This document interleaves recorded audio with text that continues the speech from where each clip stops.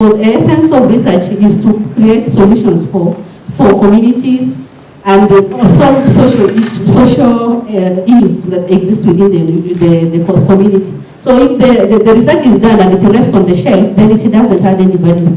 So for this to happen, then it is a challenge to universities to pick up those findings from the shelf and try to customize or summarize it and look for a way of disseminating that information to the relevant policymakers and communities to benefit from.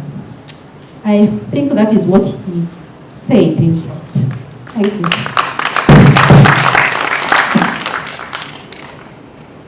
Thank you so much, Daktari. This particular moment, I would like us to begin by asking questions regarding what Dr. Adam taught, so that we can release him. I beg we begin with him. Any one of us has a question for him that you need clarified?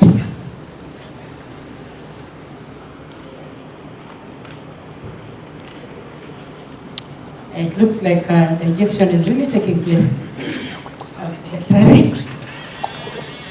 Maybe a comment, because he has given us challenges, he has suggested some successful disseminative measures, but as a university or as individuals, then the question is, how do we still make available this research that we are undertaking despite these challenges? Because we can't blame all these policy issues, all the networkings, but there is something small within our reach that as institutions we can do so that the community and these policymakers can benefit. So maybe the universities may need to think of forums where they can help share the findings of the key research things that may be interesting for the government or policymakers to go. Let's appreciate Daktari for that. That's a comment. That's a comment that is just delving a little deeper. Any other? So that Dr. Adan is free.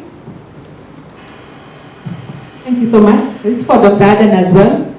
I know we always talk about linkage of industry with academia, and that works very well. It's much easier to disseminate my findings to the industry. But now in the new dispensation, how do I work with the county government? For example, how do I bring the MCAs on board so that I can share my research findings with them and see how I can solve their issues that serve the communities that they're looking at?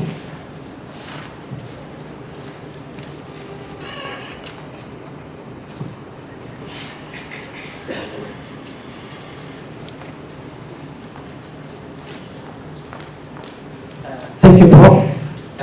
That one, quickly, I just want to talk about my experience in Kajiado. Government, in Kajiado County Government, there is an office for public participation. I think there's a chief officer.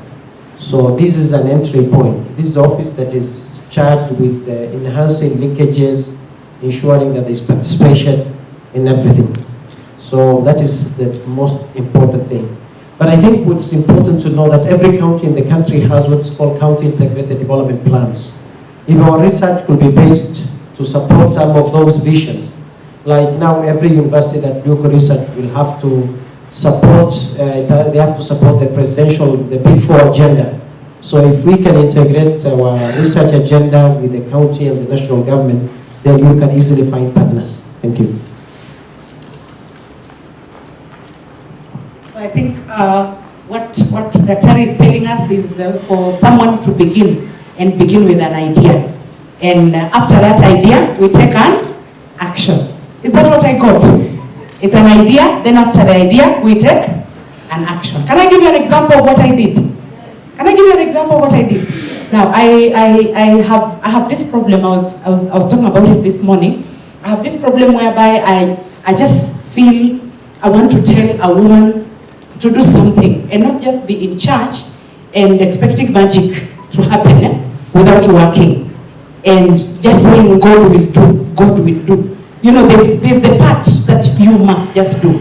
So I started talking to, I got an opportunity through my kid brother to go to KTN in November last year, particularly to Kuza Show.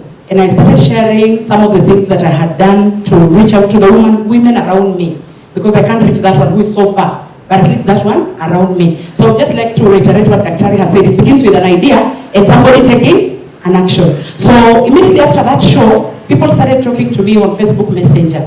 and I would ascertain that they are not robots through video calls. So I would call. If you don't video call, then we don't talk, because we have a lot of pseudo accounts.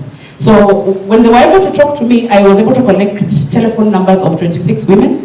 And after I got those telephone numbers of 26 women, I told them it's not possible for me to talk to them one-on-one, but I can create a WhatsApp group where I can share with them some of the practical steps that I took in doing some little businesses for me to get out of poverty.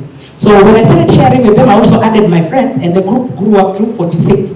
And when it grew up to 46, I made all of them group admins. And in a week's time, the group grew up to 256, and from different counties.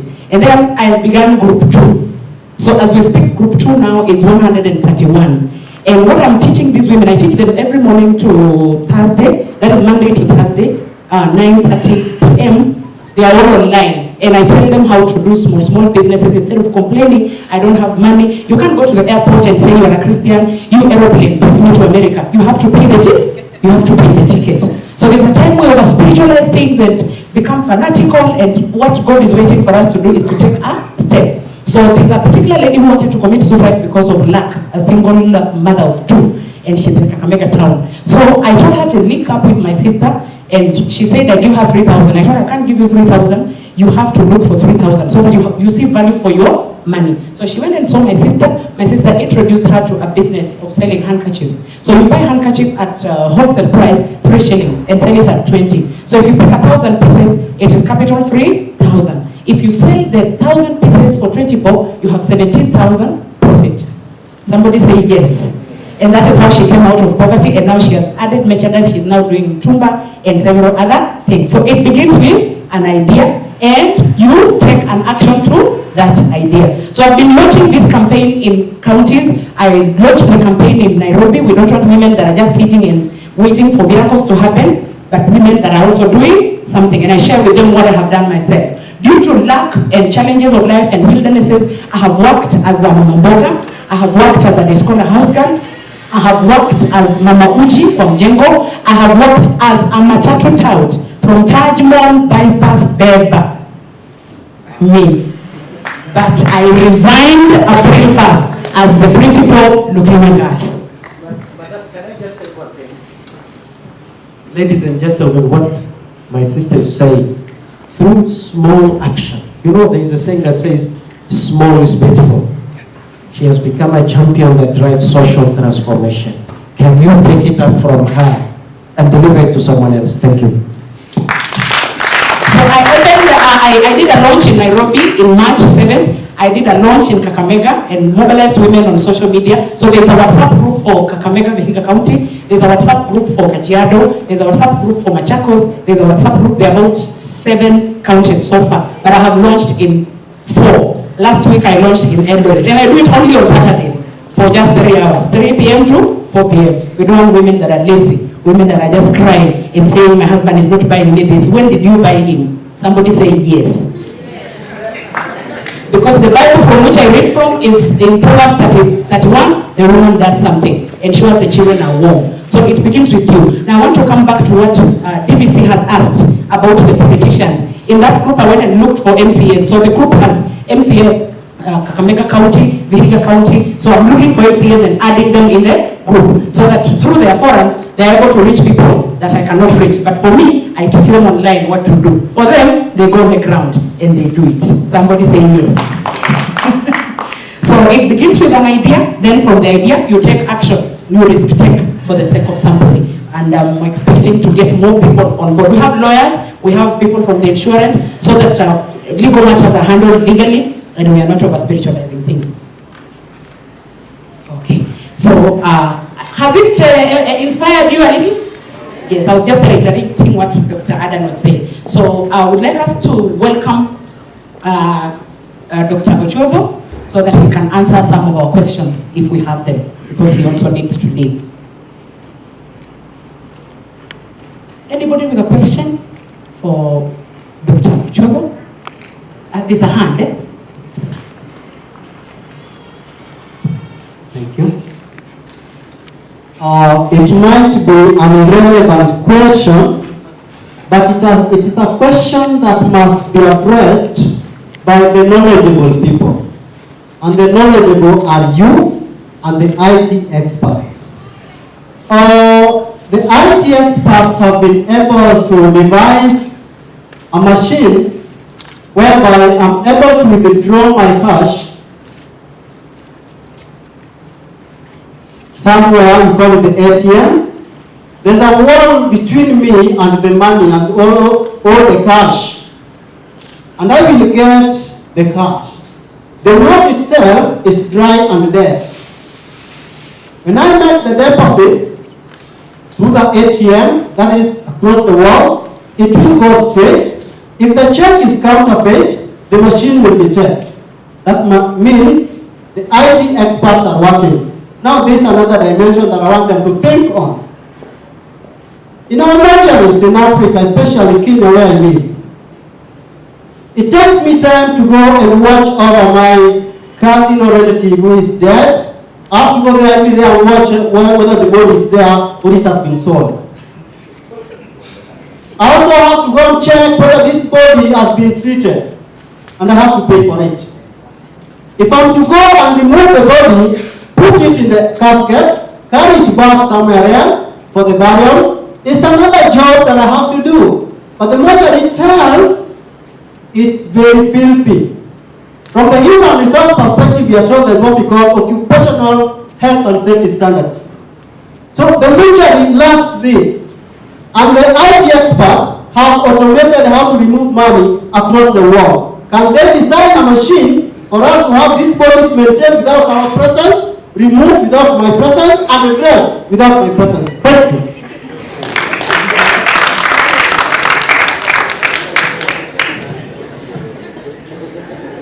Any other, so that he handles both? All of them. I want to thank the doctor because of his presentation. It was very nice and it was informative to us. I'm Josephine. I wanted to know, to expound further on one of the points that you made, that the KDA provides opportunities for linkages, and maybe give us a little bit more on how these linkages happen, because another time that we had a conversation here, there was some questions that were coming up, like how do you provide for opportunities, maybe of higher learning to some other people who might want to go up there and explore new opportunities. Thank you. Any other? The last one.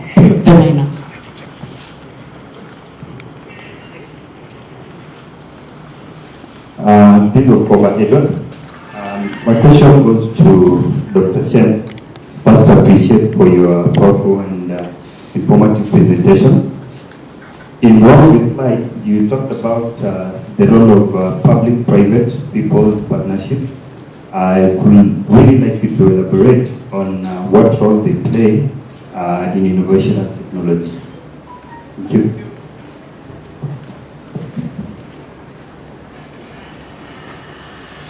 Thank you very much. The questions maybe are the one of the mortuary. That's in the domain of Internet of Things. The fact that you should be able to operate your fridge remotely. And so there are a whole lot of things that you can do, but the research work is still going on. As a matter of fact, I may mention that we're currently looking at a program with the team in Silicon Valley that's working on artificial intelligence and blockchain, targeting creative arts, just like things that, I think, I'm not an artist, but people who are in poetry, I gather that the Somali community are very close to poetry and similar. But how do you replicate some of what our artists do and capture them through robotics as well as artificial intelligence? So part of that domain is Internet of Things. It's a new research area. We want to encourage the young people who are working in IT to explore it.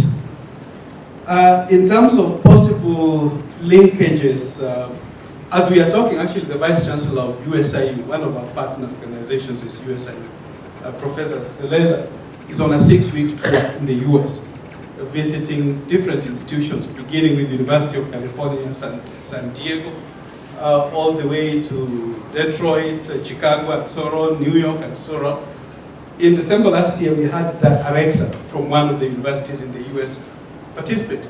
We also had a Kenyan on, I think now he's been appointed the CEO of Mater Hospital, Professor Dominic Mwenja, who was Vice Chancellor in one of the University of California campuses for about 28 years. Then went to Miami, what used to be Bama, started USIU, University of America in Miami, and has since come back. And we had a number of such eminent Africanists, including a former Minister for Science and Technology, Korea, that's South Korea, and also the Ghanaian outgoing Minister of Trade. He's an educationalist. And one premise that the University of California, San Diego in particular, was keen on was to establish partnerships. The event was at Stradley University. We had about 5 vice chancellors participate in that event, including the chair and vice chair of Commission for University Education, Professor Chadwin Aigoti. Both him and the CEO, some of you know him very well. Professor Menda just came back from the US, he's been there for about 18 years. He's one of our eminent members.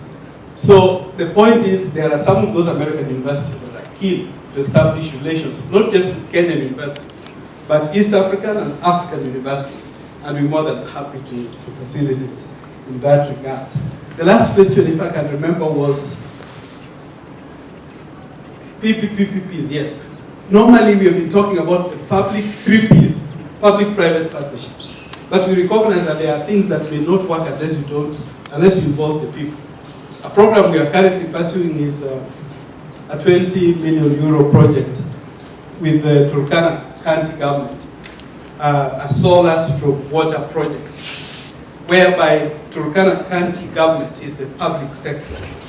And we have investors from India and the German Chamber of Commerce, the energy desk, as well as diaspora investors and professionals like Dr. Ikuru, who comes from Turkana. We're saying, why do you have to look for lawyers from elsewhere, while from within the Turkana community, you have expertise? That's an example of what we are piloting as a PPP, so that the people also get involved. Finally, now that I have this microphone, Madam MC, 2 little projects, I had them on my slides, but I didn't elaborate. I said Kenya launched the satellite program. I do know there are 3 Kenyan satellite projects, by the way. One has been launched by University of Nairobi and the Japanese. Technical University of Kenya is also working on one with South Africans and Turkish, the people from Turkey. But there is also a private initiative that's also in play. The interesting thing about this third one, which KG is involved in, is private sector driven,